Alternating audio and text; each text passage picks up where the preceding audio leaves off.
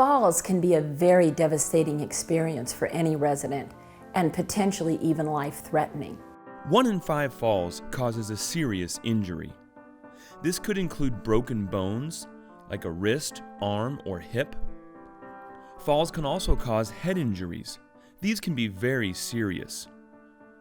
Any resident who has a head injury during a fall should receive immediate medical attention. Many residents who fall, even if they're not injured, develop a fear of falling again. This fear of falling can cause the resident to limit their activities and become more dependent on others for care and assistance.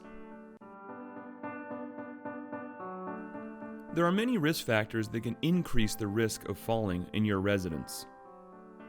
Risk factors include increased age, a history of falls, vision impairments, fatigue. Sometimes falls can be associated with fatigue. Some of our residents wander about the community. If, however, they are wandering to the point of fatigue, or they've been out all day walking a lot, that fatigue can lead to a fall. So we want to make sure that we allow our residents time to sit and rest, and then we escort them again. Many residents enjoy putting their hand through your arm and being escorted to the dining room and other activities. This allows them a little bit of steadiness and can help prevent falls. Some residents may have a problem with postural hypotension. This is where a resident becomes dizzy or unsteady if they stand up or sit up too fast. So when assisting your resident out of bed, for example, allow them to sit on the edge of the bed and dangle their feet for a few minutes and ask them, "Are you ready to get up now?" And give them a hand to make sure they're going to be steady as they stand up.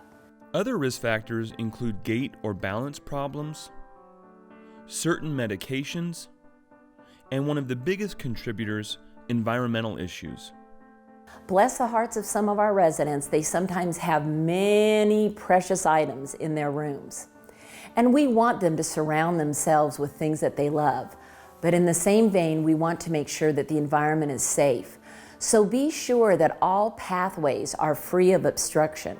We want to make sure there's never an extension cord going across the room. We want to make sure that all the clutter is aside so that they can easily navigate about their room, entering their room, going to the bathroom, going to their bed and chairs, etc. So help the resident arrange their items so that they have a safe environment. We want to make sure that the lighting is adequate everywhere, including the resident's room. If you're walking the hallway and notice that a light bulb has burned out or that a lamp is inadequate in a resident's room, let your supervisor know so we can take care of that. Let's remember, we cannot prevent all falls in our communities, but there's much we can do to help promote safety with our residents. It's important to make sure the resident's physician and medical team are involved in the plan to reduce fall risk. This could include physical exams, a review of current medications, as well as regular vision exams. Address environmental factors as we've previously discussed, including removing clutter, ensuring appropriate lighting, and the appropriate placement of grab bars in key areas in the resident's environment, such as in the bathroom. Ensure the resident uses ambulatory or other assistive devices appropriately. If your resident has a mobility device ordered for their use, remind them to use it at all times. If you notice they're having trouble using their ambulatory device, let your supervisor know. They may need some help with physical therapy to get the device adjusted just perfectly for them.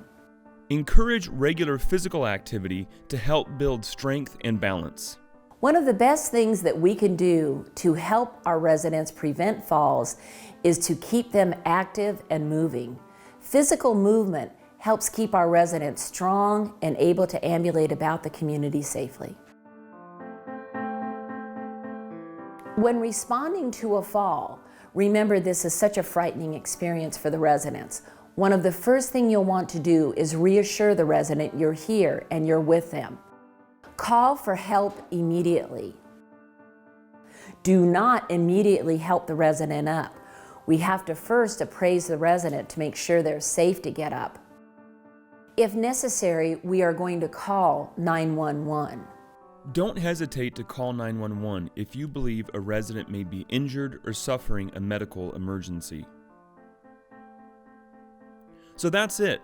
Hopefully you've learned a little bit more about falls and how you can help to reduce the risk of falls among your residents.